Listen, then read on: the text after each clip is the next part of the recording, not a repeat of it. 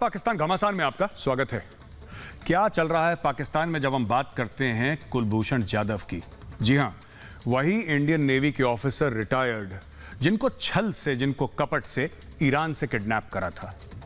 उसके बाद उनको पाकिस्तान लाया गया और फिर भारत को बोला गया कि भाई ये तुम्हारा जासूस है रॉ का, और ये जो जासूस है पाकिस्तान में धमाके करवाता है। कोई प्रूफ नहीं है पाकिस्तान के पास, कोई सबूत नहीं है पाकिस्तान के पास। कहते हैं साहब कुलभूषण जाधव ने इकबालिया बयान साइन करा है, यानी कि कन्फेशनल स्टेटमेंट। कन्फेशनल स्टेटमेंट की क्या वैल्यू है? कोई वैल्यू नहीं है कन्फेशनल स्टेटमेंट की। आप किसी को भी परेशान करके, टॉर्चर करके, उसके ऊपर तशद्दुद करके आप कुछ भी साइन करवा सकते हैं। क्या ये एक legal court of law, I mean एक लीगल प्रोसीजर के तहत एक कोर्ट ऑफ लॉ में क्या ये खरा उतरता है? बिल्कुल भी नहीं। आज हम बात करेंगे अपने पाकिस्तानी गेस्ट से और अपने इंडियन गेस्ट से इसी मामले के बारे में। कुलभूषण जाधव पर भारत के दबाव के आगे पाकिस्तान आखिरकार झुक गया। गुरुवार को इस्लामाबाद में दो भारतीय राजनयिकों ने कुलभूषण जाधव से मुलाकात की, लेकिन यहां भी झूठा पाकिस्तान अपनी पैंतरेबाजी से बाज नहीं आया। उसने भारतीय अधिकारियों को खुले में कुलभूषण जाधव से मुलाकात नहीं करने दी। इससे पहले 2017 में कुलभूषण जाधव से मिलने उनकी मां और पत्नी इस्लामाबाद पहुंचे थे। मानवीय आधार पर हुई इस मुलाकात में जाधव को अपनी मां और पत्नी से सीधे तौर पर नहीं मिलने दिया गया।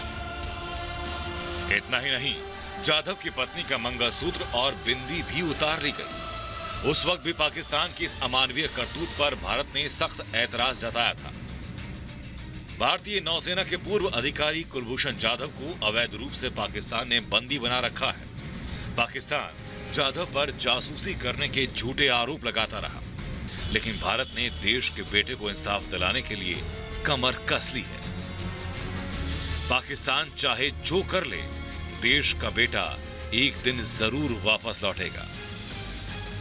स्वागत है दोस्तों। मेरा पहला सवाल, मुदस्सिर नजर साहब, आप वकील हैं, दो वकील हैं हमारे पास यहाँ पे, एक भारत का पक्ष रखने के लिए और पाकिस्तान का पक्ष रखने के लिए। मेरा सवाल आपसे सर कि जितनी मुझे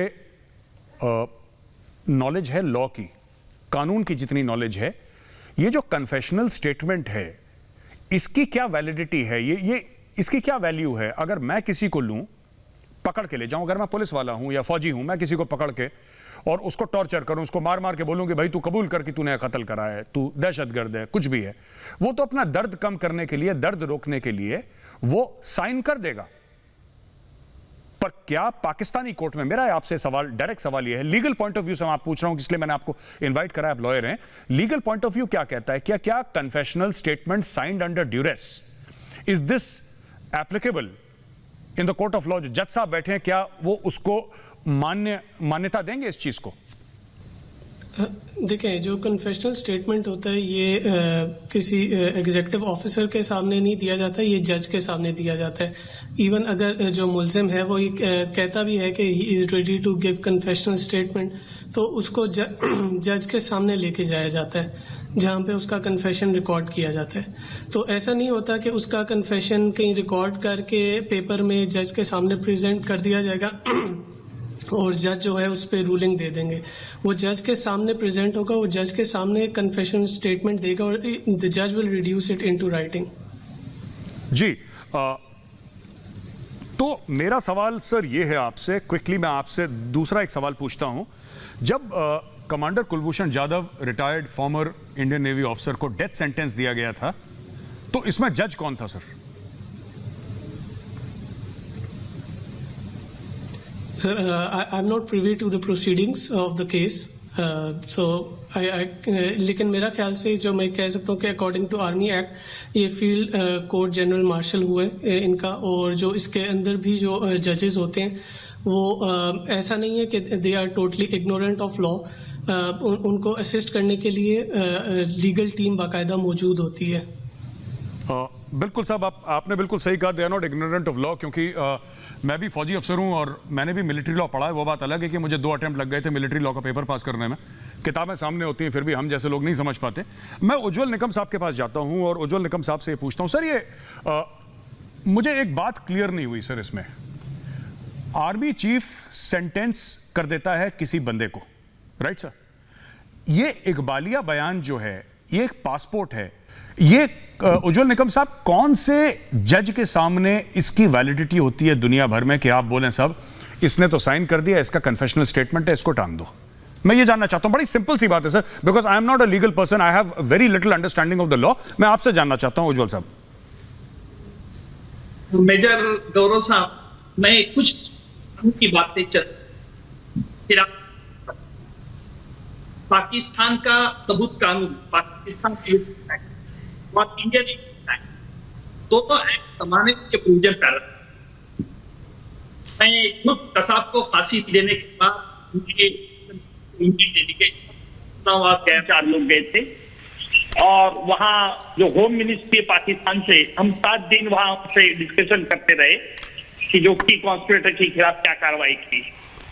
तो मैंने पाकिस्तान का कानून जहां तक पढ़ा है वो साफ ये कहता है कि कोई मुल्जिम का इकबाली बयान by force, by ill treatment, under duress, compulsion लिया तो पाकिस्तान का कानून उसे एडमिसिबल एविडेंस नहीं मानता है। मेरे वकील साहब जो पाकिस्तान के हैं, मुजफ्फर साहब, तो ये बात कबूल करेंगे। और इसीलिए हमें यह देखना है कि कुलभूषण जाधव, इनकी ट्रायल जो है वो आर्मी कोर्ट में चलाएगी और स्पेशल टेररिस्ट कानून के मुताबिक चलाई। और जहां तक मुझे नॉलेज है, जो कुलभूषण जाधव इनका इकबाली बयान है वो ना किसी मैजिस्ट्रेट के सामने हुआ है ना किसी जज के सामने, एक पाकिस्तान के आर्मी ऑफिसर के सामने इकबाली बयान हुआ।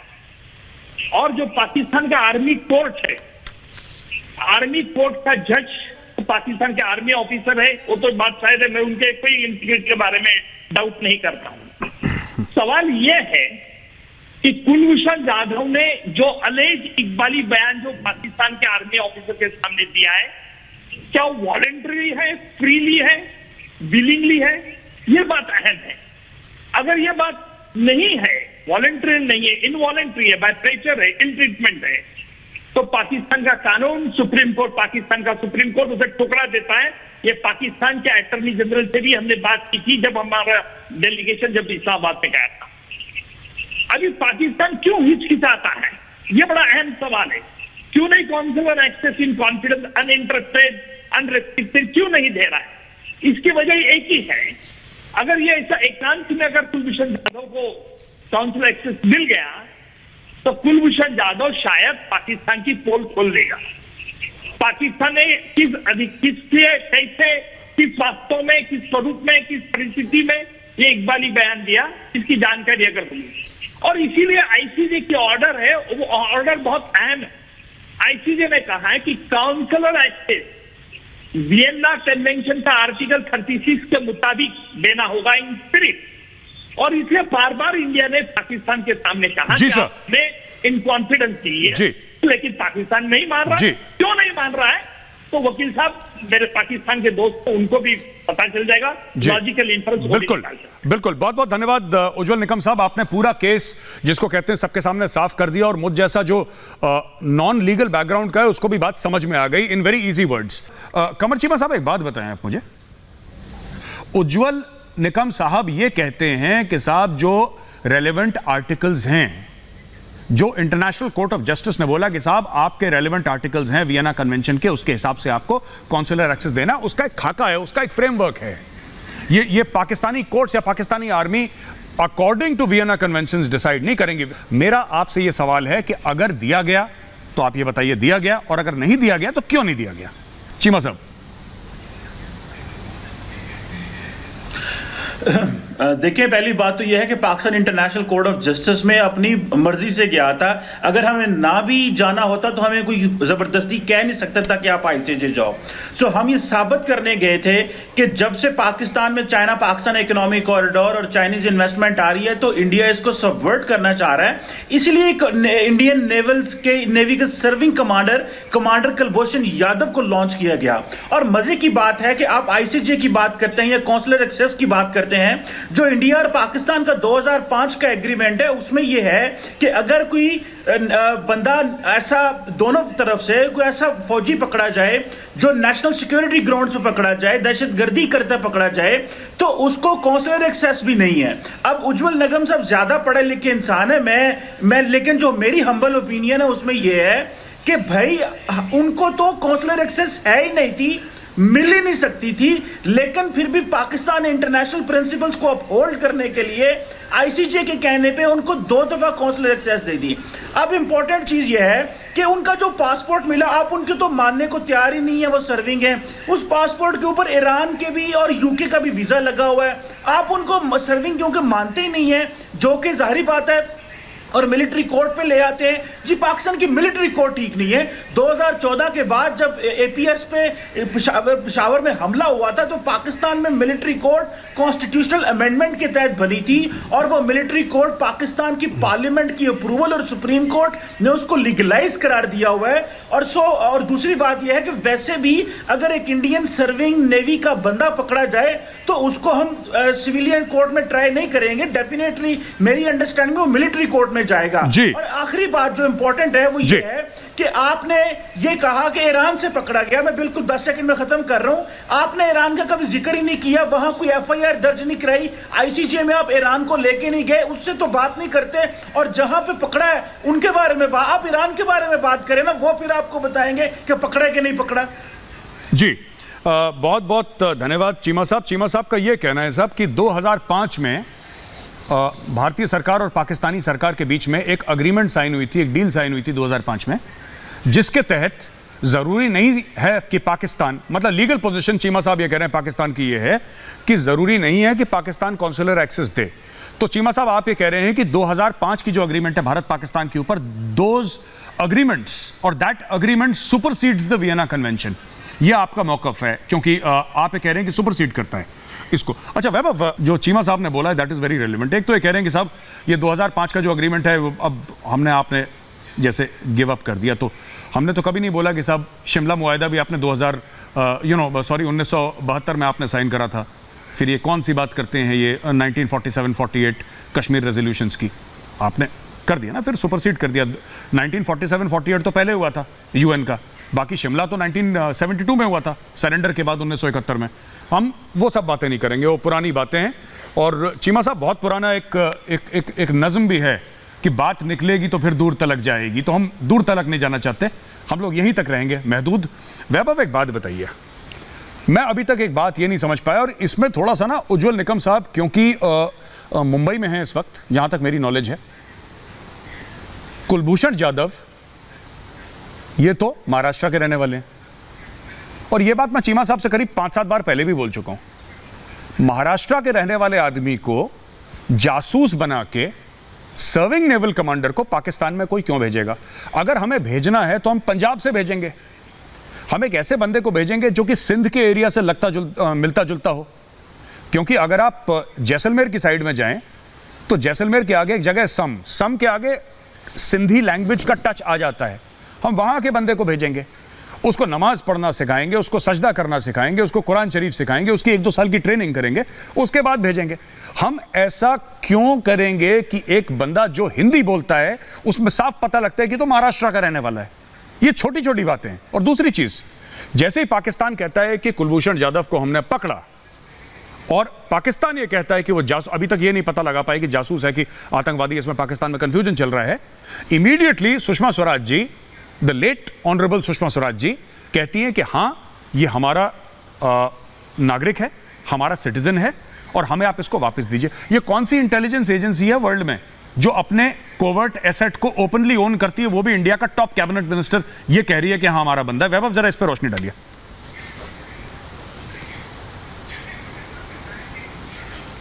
ये कोई भी एजेंसी इस तरह के लोगों को ओन नहीं करती है, पहली बात। और दूसरी बात, चीमा साहब का ये कहना है कि चीमा साहब की जो इंटरप्रिटेशन ऑफ लॉ है वो इंटरनेशनल कोर्ट ऑफ जस्टिस के जो जजेस हैं उनसे बेहतर है। ये जानते हैं कि कौन सा लॉ किस लॉ को सुपरसीड करता है। जो इंटरनेशनल कोर्ट ऑफ जस्टिस में जो दुनिया भर के जो रिनाउंड जजेस बैठे हुए हैं उनको नहीं पता, कि किसको काउंसलर एक्सेस कौन डिजर्व करता है, कौन नहीं डिजर्व करता है। चीमा साहब ने वो जजमेंट नहीं पढ़ा है जिसमें कि कुलभूषण जाधव को अनइंटरप्टेड काउंसलर एक्सेस की इजाज़त दी गई है। मैं सजेस्ट करूंगा कि चीमा साहब उसे खोलें और उसको खोल करके दोबारा पढ़ें। दूसरी बात यह है कि देखिए, मैं एक अलग बात कहना चाहता हूं। जहां से हिंदुस्तान से कुलभूषण जाधव नाम का हमारा एक नागरिक अगर ईरान से किडनैप हुआ तो इंडिया ने डे 1 से उसको ओन किया, और उसके लिए जितनी भी जद्दोजहद थी पूरी दुनिया भर में इंडिया ने की। पाकिस्तान से भी एक लेफ्टिनेंट कर्नल हबीब जाहिर नाम का एक शख्स जो है, जो ISI का रिटायर्ड ऑफिसर था, वो भी गायब हुआ था और वो नेपाल से गायब हुआ। क्या पाकिस्तान ने आज तक कभी उसके बारे में बात करी है? क्या पाकिस्तान ने कभी वो जद्दोजहद दिखाई है अपने उस शहरी के लिए? क्या पाकिस्तान ने ये पता करने की कोशिश की कि वो हमारे फौज का एक रिटायर्ड ऑफिसर है और वो कहाँ है और उसको किस तरह से जो है कि बाजियाब कराया जा सकता है? ये पाकिस्तान नहीं करता। तो ये एक डिफरेंस दिखाता है कि दो ऐसे देश हैं जहाँ पे एक देश अपने नागरिकों को ना सिर्फ ओन करता है, उनका सम्मान करता है, उनके लिए ईंट से ईंट बजाने के लिए तैयार बैठा होता है, और दूसरी तरफ वो देश है जो कारगिल में अपने हजारों सैनिकों को डिसोन कर देता है, लेफ्टिनेंट कर्नल हबीब जाहिर को डिसोन कर देता है, क्योंकि उसकी फौज का, उसकी जो ISI है, उसके जो अपने पर्सनल वेस्टेड इंटरेस्ट हैं वो पूरे होने चाहिए। आर्मी पब्लिक स्कूल पेशावर की जो बात करी थी अभी चीमा साहब ने कि उसके बाद जो है कि ये मिलिट्री कोर्ट्स बनाई गई, क्या इन्होंने एहसानुल्लाह एहसान को उसी मिलिट्री कोर्ट में ट्राई किया जो कि जिम्मेदार था आर्मी पब्लिक स्कूल में इनके बच्चों के कत्ल में? क्या एहसानुल्लाह एहसान आज की डेट में इस्लामाबाद में है? अगर वो इस्लामाबाद में नहीं है तो कहाँ है? चीमा साहब बताएं। उसको जो VIP ट्रीटमेंट्स दी गई वो क्या पाकिस्तान के उन मासूम बच्चों का कत्ल करने की वजह से दी गई? क्या इनके यहाँ यही मयार है कि जो पाकिस्तानियों की जान लेगा, उनके बच्चों को मारेगा, उनको ये बैठ करके बिरयानी भी खिलाएंगे और सेफ हाउसेज में भी रखेंगे, और एक मासूम इंसान जो कि ईरान में रहता है, अपना बिजनेस करता है, उसको ये उठा करके ले आएंगे ताकि इनकी ISI का जो अपना वेस्टेड इंटरेस्ट और वेंडेटा है वो पूरा किया जा सके? मैं आखिरी बात एक कंक्लूड करना चाहूंगा कि इन्होंने बहुत सारी कोशिशें की कि किसी तरीके से कुलभूषण जाधव को कराची और लयारी में उजैर बलोच से जो है लिंक किया जाए, ये वो नहीं कर सके। पहले इन्होंने उसको जासूस बताया, वो नहीं कर सके। फिर इन्होंने आतंकवाद का मुकदमा, ये जो चल रही है पाकिस्तान में, ये पूरी लिपापोती का काम है और कुछ भी नहीं है। जी, बहुत बहुत धन्यवाद आपका। मैं जाता हूं। जावेद गफारी साहब हैं हमारे साथ, जर्नलिस्ट हैं। तो जस्टिस चीमा साहब ये कहते हैं कि साहब मैं इसको ना 2005 का जो मुआहिदा था दैट सुपरसीड्स द वियना कन्वेंशन, ये तो पहली बार हम बात सुन रहे हैं सर। लेकिन मेरा आपसे सवाल है, एहसानुल्लाह एहसान जिसको वो जो मदर्स एसोसिएशन है वहां की, यानी कि पेशावर के आर्मी पब्लिक स्कूल में जो बच्चे मारे गए थे, इनोसेंट चिल्ड्रन वर किल्ड, वहां पे जो है एसोसिएशन, उसने भी गुहार लगाई थी, उसने भी रिक्वेस्ट करी थी इमरान खान को, आर्मी चीफ को चिट्ठी लिखी थी कि आपने एहसानुल्लाह एहसान को छोड़ दिया। तो एक बात बताइए साहब, एक आम हिंदुस्तानी जो अपना बिजनेस कर रहा है ईरान में, उसको तो आपने मार के टॉर्चर करके एक बालिया बयान उससे ले लिया किसी तरीके से। वो मैं आपके पास पकड़ा जाऊं, अगर मैं पाकिस्तान में चला जाऊं तो आप मुझसे बोल सकते हैं कि भाई तुम्हारा नाम गौरव वारिया नहीं, तुम्हारा नाम जावेद गफारी है। और अगर आप इधर आ जाएं तो मैं आपको गौरव वारिया बुलवा सकता हूं। वो तो नॉर्मल सी चीज़ है साहब। दर्द रोकने के लिए इंसान कुछ भी करने को तैयार हो जाता है। जब उसकी वाइफ मिल रही है तब ISI का बंदा खड़ा हो वहां पे। वाई आपने ऑलरेडी एक ग्लास का पैनल लगा रखा है तो कोई अटैक नहीं हो सकता। I am sure bullet proof glass लगाया होगा। उनकी चेक कर दिया मेटल डिटेक्टर से, औरत का आपने मंगलसूत्र निकाल दिया, आपको बिंदी में पता नहीं कौन सी न्यूक्लियर वेपन दिख गया उसकी बिंदी में, आपने बिंदी भी निकाल दी एक सुहागन औरत की। चलिए कोई बात नहीं, ये पाकिस्तान का उसूल है, पाकिस्तान की ये मॉरल स्टैंड है कि इस तरीके से हम औरतों की बेइज्जती करेंगे। कोई बात नहीं, आपकी मर्जी है sir, we can not teach you anything. Ghaffari sahab एक बात बताइए, क्यों नहीं आपने दिया अनहिंडर्ड एक्सेस कुलभूषण जाधव को? आपके कौंसलर जब रसाई हुई उनकी, कुलभूषण जाधव पीछे से चिल्लाते रहे कि मुझसे आप बात तो कीजिए, आप मुझसे मिलने आए हैं, वो भाग गए। अच्छा, उसके सेकंड डे फिर उसको वो दिया गया, मौका दिया गया कि जनाब आप दोबारा रसाई कीजिए। हम तमाम तर कवायद का ख्याल रखते हैं, तमाम तर असूलों का ख्याल रखते हैं। बाकी आपने की कि कुलभूषण जाधव को हम क्यों भेजेंगे वो बना के, ये आपका मसला है, ये आपने गलती की है, हमने नहीं गलती की। कुलभूषण जाधव ने तमाम चीजें मानी है बगैर किसी प्रेशर के। आप वो वीडियो दोबारा लगाएं, उसके अंदर आपको इकबाली बयान जो अभी टीवी पर मेरे साथ चल रहा है, इसके अंदर आपको लग रहा है कोई उनके ऊपर प्रेशर है, आपको लग रहा है कि उनके ऊपर तशद्दुद हुआ है, आपको कोई लग रहा है कि कोई इस तरह की चीजें। भाई एक नेवल कमांडर है आपका। अब आप मेरे साथ जो बैठे हैं साहब, ये कह रहे हैं कि पाकिस्तान का भी एक लेफ्टिनेंट कर्नल रिटायर्ड आपने पकड़ा हुआ है और हम उसकी बात नहीं करते। हम क्यों उसकी बात नहीं करेंगे? हम अपने तरीके से उसकी बात करेंगे। और ये आपका रिटायर्ड नहीं है, ये मौजूदा है। मेजर गौरव वारिया रिटायर्ड है, कुलभूषण जाधव मौजूदा है, आपका नेवल कमांडर है इस वक्त। MNE सुषमा स्वराज उसको मान रही है, उसको मानना पड़ेगा। आपका तमाम रिकॉर्ड के मुताबिक ही इज सर्विंग ऑफिसर। जब सर्विंग ऑफिसर होता है तो उसकी बात और होती है। रिटायर्ड का अपना एक तरीकाकार है, वो सिविल हाउस में आ जाता है और वो अपने सिविल तरीके से हम लोग करेंगे। हो सकता है कर भी रहे हो सकता है कर भी चुके हो। जी ओके, बहुत बहुत धन्यवाद जावेद गफारी साहब आपका। आपने अपने कमेंट्स दिए, 2-3 बातें मैं करता हूं, फिर मैं याना मीरचंदानी के पास जाता हूं। सबसे पहले जावेद गफारी साहब, आपने बोला आला मिला, यानी कि कोई इंस्ट्रूमेंट मिला। ये तो आपने कभी फोटो में दिखाया नहीं हमें कि कोई आला मिला, कोई इंस्ट्रूमेंट मिला। आपने जूते उतरवा दिए, कोई गलत बात नहीं है, ठीक है, आप कर सकते हैं। मेरा ये पॉइंट है कि आपने सर एक मिनट गफारी साहब, हमारे प्रोग्राम में बीच में कोई नहीं बोलता। जब आप बोले एंकर तक बीच में नहीं बोला, अब आप बीच में मत बोलिए सर, प्लीज, मेरी रिक्वेस्ट है आपसे। यहां पे आपने एक सुहागन का, एक मैरिड लेडी का आपने मंगलसूत्र उतरवा दिया। आपको क्या लगा उस मंगलसूत्र के अंदर? कौन सा सीसीटीवी कैमरा है या कौन सा ऐसा मिसाइल है, न्यूक्लियर मिसाइल? मुझे नहीं पता आपको क्या खतरा था। उसकी बिंदी से आपको क्या खतरा था मुझे नहीं पता, आई डोंट नो, क्योंकि ये सब चीजें हमें नहीं पता, ठीक है। कौन सा उसके अंदर इंस्ट्रूमेंट मिला, कौन सा आला मिला, मुझे तो आज तक ये समझ में नहीं आया, क्योंकि आपने कभी मीडिया में बताया नहीं को आला मिला। ये बात की स्टोरी है आपकी। पूरी कोशिश थी ह्यूमिलिएट करने की, बेइज्जत करने की, मोराल तोड़ने की।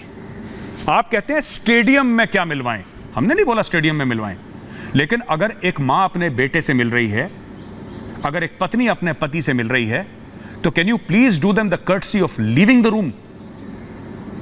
निकल जाए वो वहां से, कमरे से। क्या डर है आपको? किस चीज का खौफ है? क्यों वहां पे कैमरा लगा रखा है आपने? किस बात के लिए? किस चीज का डर है? क्या बोल देगा ऐसा कमांडर कुलभूषण जाधव जिससे पाकिस्तान की सियासत हिल जाएगी बिल्कुल ऐसे?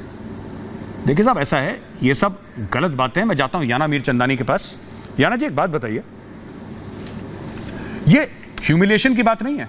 You ask a woman to remove her mangalsutra and her bindi, and Indian society में ये चीज को बहुत खराब माना जाता है। ये कोई अच्छी बात नहीं है। अगर आप इनको बोलें कि कुछ ऐसी चीज करो, तो ये फिर पाकिस्तानी फिर विक्टिम कार्ड प्ले करते हैं बहुत जबरदस्त। इसके बारे में याना जी आपके क्या कमेंट्स हैं? ये तो हर डिबेट में मैंने ये पहले भी बोला है कि दे डोंट हैव, इनको टॉलरेंस ही नहीं है दूसरे कल्चर्स के लिए, दूसरे रिलीजन्स के लिए। तो आप देखिए, कल भी एक बुद्धा का स्टैचू जो मिला था, it is a historical, it is like a archaeologist के लिए वो एक मतलब एक गोल्ड माइन की तरह है। उसको ये तोड़ने लग गए क्योंकि वो बुद्धा का स्टैचू था, क्योंकि वो उनके इस्लाम के खिलाफ है। तो इनको तो है ही नहीं। आप ये तो पूरी दुनिया जानती है कि माइनॉरिटीज और दूसरे रिलीजन्स और दूसरे कल्चर्स के लिए इनको कोई रिस्पेक्ट है ही नहीं। खैर, वो दूसरी बात है।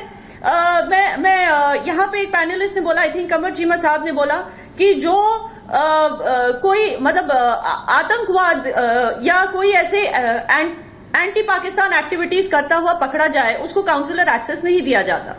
तो क्या ये बता सकते हैं कि कुलभूषण जाधव ने ऐसी कौन सी एंटी पाकिस्तान एक्टिविटी की है? ये कह रहे हैं कि आप ईरान को क्यों नहीं पूछते? ईरान को तो पाकिस्तान ने पूछा था। वहां की गवर्नमेंट तो अभी तक ये स्टेटमेंट दे ही नहीं रही है कि कुलभूषण जाधव ने कभी भी इलीगल तरीके से पाकिस्तान में एंट्री की थी या नहीं की थी ईरान से। उन्होंने तो ऐसा कोई स्टेटमेंट अभी तक दिया नहीं। तो उनके पास क्या प्रूफ है कि वो एक आतंकवादी था? ये कहते हैं कि ईरान से बात करो, हम कहते हैं कि अफगानिस्तान से बात कर लो। आप इंडिया के पीछे क्यों पड़े हो? अफगानिस्तान में तो खुले में बोल रहे हैं कि हम बलूच लिबरेशन आर्मी को हम सपोर्ट करते हैं। उनके टोलो न्यूज पे ये न्यूज आती है। वहां के जो पुलिस ऑफिसर थे अचकजाई साहब, उन्होंने तो मेहमान नवाजी की है बलूच लीडर्स की, और बलूच ये अपने असलम बलूच को तो वहीं पे उन्होंने मारा था घुस के। तो ये अफगानिस्तान के पीछे क्यों नहीं पड़ते? इंडिया के पीछे क्यों पड़े हुए हैं? और ये प्रूव करना चाहते हैं कि ये अपनी आवाम को चुप कराने के लिए, अपनी आवाम को कन्विंस करने के लिए एक इंडियन बिजनेसमैन को पकड़ के दिखा रहे हैं कि रॉ एजेंट है और सारा बलूचिस्तान में जो भी मसला चल रहा है वो ये करवा रहा था। मैं बता दूं कि बलूचिस्तान इंडिपेंडेंस मूवमेंट की बुनियाद रखी गई थी 1973 में, जब पाकिस्तान पुलिस इस्लामाबाद में ईरान एम्बेसी में घुसी थी और वहां पे उनको मिले थे एम्यूनिशन रिकवर हुई थी, बलूचिस्तान आर्मी की एम्यूनिशन रिकवर हुई थी। तब कुलभूषण जाधव 3 साल का था, ठीक है। और कुलभूषण जाधव का आपने अरेस्ट किया था मार्च 2016 में। उसके बाद जो अटैक्स हुए हैं वो किसने कराए? फिर जो 7 अक्टूबर 2016 में हुआ था जाफर एक्सप्रेस ट्विन ब्लास्ट, जो 13 पे 2017 में हुआ था ग्वादर में मोटर बाइक अटैक, जो 14 अगस्त 2017 में हुआ था ये हरना में रोड साइड बॉम्ब ब्लास्ट, जो 23 नवंबर में 2018 में हुआ था चाइनीज काउंसुलेट कराची में अटैक, जो 11 मई 2019 में हुआ था ये ग्वादर के पर्ल कॉन्टिनेंटल होटल में अटैक, जो 29 जून 2020 को हुआ था कराची स्टॉक एक्सचेंज में अटैक, तब ये सारे अटैक्स जब हुए थे तब तो कुलभूषण जाधव जेल में था। फिर किसने कराई ये सब अटैक्स? क्यों आप कुलभूषण जाधव को बलूच लिबरेशन आर्मी के साथ जुड़े रहने या बलूचिस्तान लिबरेशन के मामले में जुड़े रहने का झूठा आरोप क्यों लगा रहे हैं उस पे? और दूसरी बात, इनकी ये जो झूठी बातें हैं ना, ये झूठी जो कन्फेशन वाली वीडियोस, मैं प्लीज मुझे 1 मिनट दीजिए। ये कभी कभी इतना झूठ बोल देते हैं कि कौन सा झूठ, किस झूठ को कब पकड़ना है ये खुद ही भूल जाते हैं। अब 2 कश्मीरी लड़के पकड़े गए थे पिछले महीने, गिलगिट पुलिस ने उनको अरेस्ट करके ये दिखा दिया उनका कन्फेशनल वीडियो कि इंडियन एजेंसीज ने उनसे जबरदस्ती स्पाइंग करवाई, वो उनको स्पाइस बोल के पकड़ लिया। अब आप ये बताइए, अगर ये कहते हैं कि कश्मीर इनका अपना है, कश्मीरी इनके भाई हैं, तो अगर 2 कश्मीरी को पकड़ के इंडियन स्पाइस का ये ब्लेम क्यों डाला उनपे? और इनके घर वालों का कहना है कि 2 सालों से ये घर छोड़ के बाहर गए हैं काम करने के लिए। तो क्या 2 साल तक ये वेट कर रहे थे कि पाकिस्तान की सियासत इनको पकड़ के अरेस्ट कर ले? अगर पाकिस्तान इनका भाई है तो, और अगर इंडियन एजेंसीज ने इनको फोर्स किया होता स्पाइंग के लिए, तो क्या ये पहले ही नहीं बोल देते पाकिस्तान सियासत को कि हमें यहाँ भेजा गया स्पाइंग के लिए? तो ये इतने झूठ बोलते हैं कि इनको खुद नहीं समझ आती कि कौन सी बात को कब पकड़नी है। आप एक बात बताइए सर, आपके पास प्रूफ क्या? अभी तक मुझे यह समझ में नहीं आया, because we live in a democracy, unfortunately you don't. We live in a democracy और यहां पे तो लड़ाइयां हो जाती हैं सड़क पे लोगों की। भाई प्रूफ क्या है? आप प्रूफ करिए। प्रूफ कैसे कर रहे हैं आप? मुझे आप एज अ लॉयर बताइए कि आप किस चीज को प्रूफ मानते हैं कुलभूषण जाधव के खिलाफ? आपके पास एक पासपोर्ट है। मैं आपसे, अच्छा let me be the devil's advocate sir, Mudassir नजर साहब, let me be the devil's advocate, ठीक है? मैं ये कहता हूं, 1 मिनट सर, 1 मिनट मेरा सवाल सुन ले। मैं ये कहता हूं, 1 मिनट साहब, let me complete my question sir. मेरा ये आपसे सवाल है कि मैं ये कहता हूं एज अ डेविल्स एडवोकेट, मैं ये कहता हूं कि जनाब इकबालिया बयान झूठा है क्योंकि एक आर्मी ऑफिसर के सामने लिया गया, पाकिस्तानी आर्मी ऑफिसर के सामने लिया गया, नंबर 1।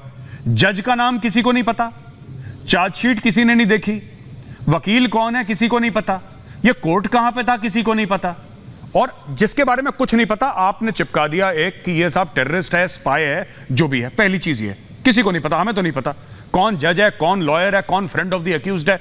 मिलिट्री के बारे में थोड़ा बहुत नॉलेज मुझे भी है, कम है, लेकिन इतना पता है कि everybody is given a fair trial at least in the Indian army, right? Now जैसे आपका सिटीजन था, राइट, आपका सिटीजन था अजमल कसाब, और यहां पे उज्जवल निकम साहब हैं जिन्होंने फांसी दिलवाई थी अजमल कसाब को।